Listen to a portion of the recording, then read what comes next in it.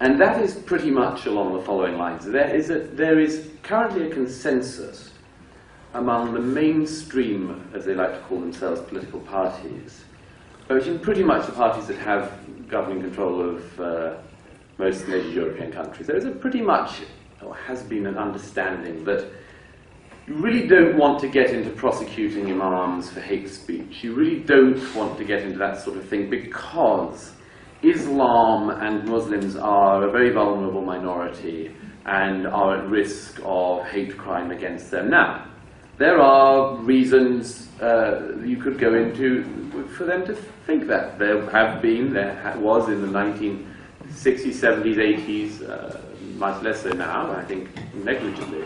There has been racism in British society as in other societies. I think it's not a negligible problem, but it's nothing like a sort of tsunami of hatred and you know, beating and killings and all that sort of thing. But to hear the political elites of Europe, you would think that is what it is. It's the same reason you have the almost nanosecond between any terrorist incident involving a Muslim and the immediate calls by politicians for there not to be a backlash. As if European publics are always having backlashes and forever burning down mosques and all that sort of thing. It's a complete misreading and a demonstration of mistrust and distrust of the populace. And I think this is worth considering. You see again, recently, after the Breivik atrocity, the same thing coming up. You see, a lot of people after that started pointing fingers. It happened, I know, here in Denmark, it happened in Britain, it happened around Europe and indeed in America. And it pretty much went around the following route, which was that if, say, you were Bruce Bauer and you'd highlighted terrible things that had happened in Norway, including honor killings and you know, human rights abuses carried out by Muslims on Muslims, that basically you had laid the path for Breivik to do what he did. Now, first of all, I'd say that is an appalling libel on the people who that was claimed of.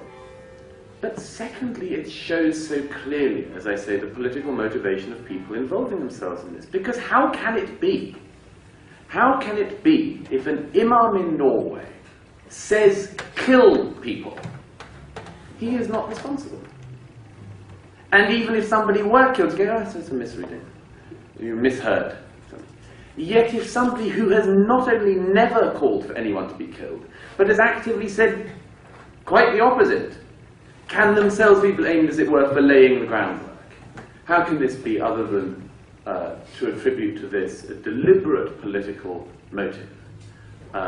If a non-Muslim explaining an Islamic human rights abuse is laying the groundwork for murder, but an Islamist himself calling for murder is not, something is wrong. Something is very, very badly wrong. And that is the situation we have ended up in. As Lionel Shriver, the novelist, fellow columnist of mine at a magazine in Britain called Standpoint, wrote after the Breivik thing, the interesting thing about, the thing that makes mass murderers different from everybody else is the fact that they mass murder. It isn't what they believe while they're mass murdering. Breivik could believe that he was following somebody I quoted earlier, John Stuart Mill. But I can assure you that John Stuart Mill was not responsible for Breivik. And it isn't just because he didn't have a machine gun. John Stuart Mill had no connection with that. And nor did other people who were slandered by association with it. But as I say, you learn a very great deal about your society when such obvious political motivation is at play. Now, I said earlier we're in a mess about this, and I'll cite two examples of the mess that Europe and indeed America, I think, are in on these matters. The first one, I'd say, would be the case of the Quran burning. It was mentioned earlier. The interesting thing about this, by the way, is it's almost impossible to do this from the British perspective, because the pastor in question was called Terry Jones, who was also one of the Monty Python team. And I found it very, very hard to take this story seriously from the outset, I have to say, because the idea that a member of Monty Python was at risk of burning a book somewhere in Latin America, but in any case, this ludicrous, ridiculous fringe pastor who I think his congregation consisted only of his immediate family and they wanted to leave. This pastor managed to hold the world's press in the palm of his hand for weeks. And then you have major political figures making statements, secretaries of state. You have serious papers and broadcasters having, you open the paper in the morning, there'll be look at the weather forecast and also, significant possibility of a Quran being burned in America today. The likelihood has risen from possible to serious that this nut job's going to do this.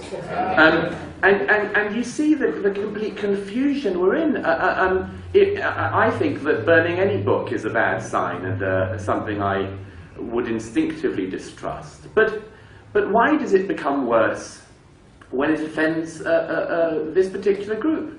I mean, and are you sure you want to set that precedent? Are you sure that? It's absurd. It is a definition of society ending up following things on Islamic terms rather than our own terms.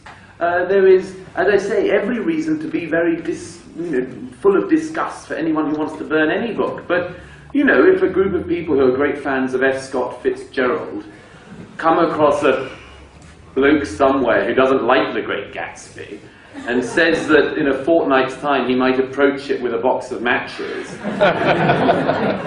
well, all the F. Scott Fitzgerald fan club have to do to prevent that atrocity happening is to say that they can't promise they won't be violent if it does. This is preposterous. And I say, if anyone doesn't realise the direction we'd be going in with that, they're extremely foolish. But as I say, there's a reason for this, which is that there is a political drive behind this. Take another example. In recent years, hate speech laws in Europe have pretty much believed, as they have in Canada and other countries, have pretty much believed that, as I said before, the populace, we, the people, are terrible, terrible bigots who just can't wait to kill people and burn things and all that. And just can't be trusted. And in the end, it'd be best if we probably didn't vote, which is why they're getting as near as they can to that by having a European Parliament. But the thing behind this that's so interesting is that the political motivation there is that we must sort of, as it were, root out the last remaining remnants of certain hatreds. And let me give you an example. The Deputy Prime Minister in Britain, called Nick Clegg, there's no reason you should have heard of him. I wish I had.